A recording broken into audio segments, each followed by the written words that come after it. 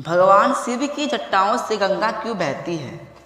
शंकर भगवान से जुड़ी हुई चीज़ों के कोई ना कोई मायने जरूर होते हैं।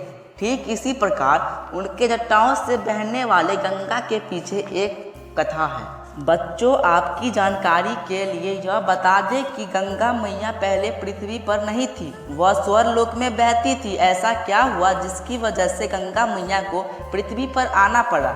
हम आपको बताते हैं कि आखिर इसके पीछे की कहानी क्या है। तो गंगा माँ को शास्त्र की देवी कहा जाता है। भागीरथ नाम का एक प्राती और वह चाहते थे कि उनके पूर्वजों को जीवन मरण का दोष से मुक्त कर दे और इसके लिए माँ गंगा को धरती पर आना होगा। उन्होंने अपनी इच्छा को पूरा करने के लिए माँ गंगा की तपस्या की और वे उनकी तपस्या से प्रसन्न भी हो गई थी।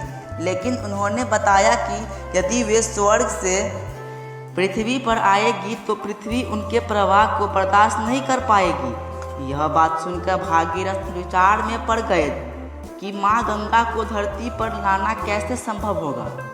फिर उन्होंने भागेश्वर ने शिव की तपस्या की।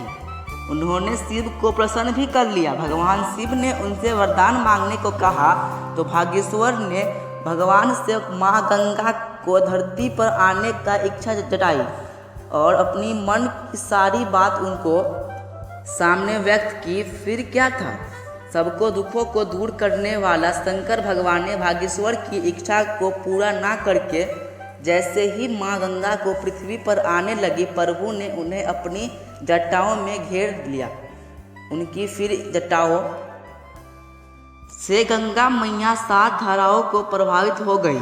बच्चे, अब आप जान गए होंगे कि भगवान की जटाओं से धारा क्यों बहती है।